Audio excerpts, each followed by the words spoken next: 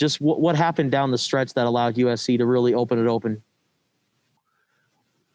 Well, this isn't a stat sheet that you see very often. USC was 21 for 28 in the second half from the field, 21 for 28. I give them a lot of credit, especially Isaiah White. Coming into the game, he was a borderline double-figure scorer, more of a power forward, big forward, playing a small forward position and doing a really good job for their team. But, he went 3 for 5 from three and had 22 points. And, Isaiah Mobley and Evan Mobley and those two guys are a handful. You start mixing in Chavez Goodwin and someone like Isaiah White does what he did tonight.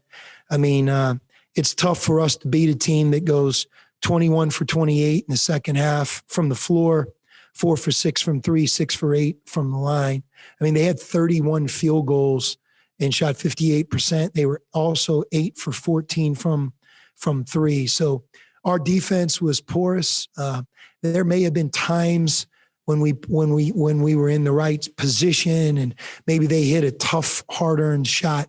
But for the most part, they got whatever they wanted. In the first half, it was our fouling.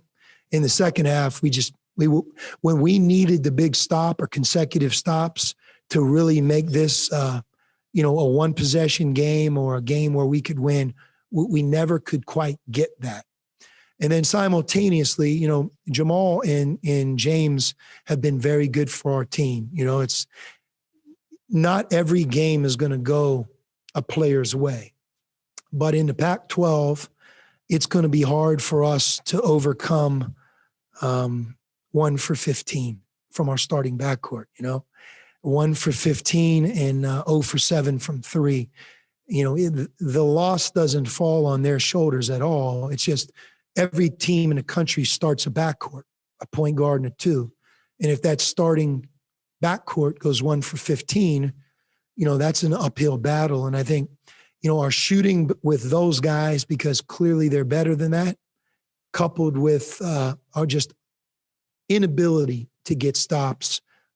We were overwhelmed. USC, they deserve all the credit in the world. They came in here. They took it to us. They were the better team. And, clearly Evan and Isaiah Mobley, they're really unique players, but we had no answers for them on the defensive end tonight. And for the guard play, was it anything that USC was doing specifically defensively or just a bad game for both of them?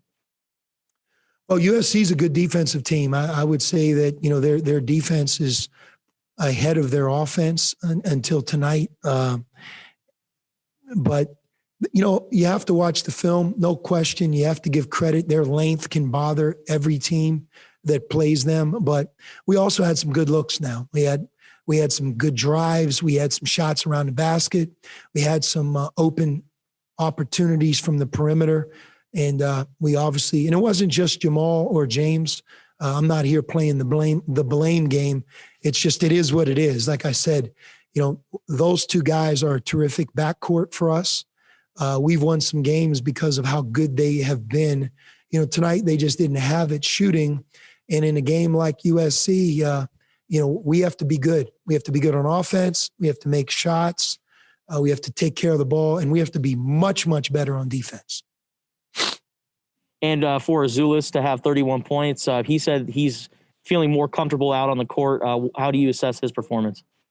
I mean, it was an awesome game. I mean, there's not too many freshmen that I've coached that have 31 in a Pac-12 game against the talent level that was on the court. He's getting better and more comfortable. A big reason we were in the game for most of it was because of his just individual effort. But, there have been times in the first 10 games where, Azuolas has been in foul trouble. He's had his freshman moments, freshman mistakes, but we've relied on our backcourt. We've relied on some guys that have really been consistent. And tonight it almost flipped. He was terrific. And we needed those guys to be better shooting the ball. I'll also tell you, you get into a game where you can't get a stop and you can't make a shot. It's hard to keep fighting. And I don't think we fought to the end. I really don't. I thought it just became too hard.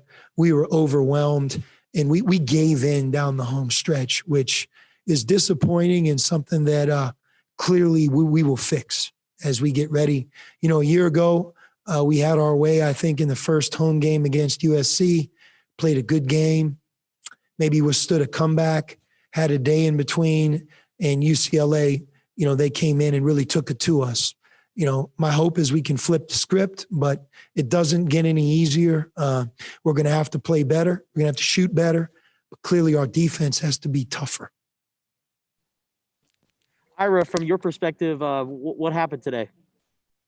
You know, our defense was not on point, especially in the second half. You know, we were going back and forth in the first half, but, you know, second half they started hitting shots. I think they come out in the second half, they were 10 for 12. So, you know, it's hard to beat a team when they only miss 2 shots. And, yeah, just next game we got to be better, got to be on point, get back to what we usually do. And Azuolas, you had a pretty good game today with 31 points. What allowed you to get a rhythm on offense?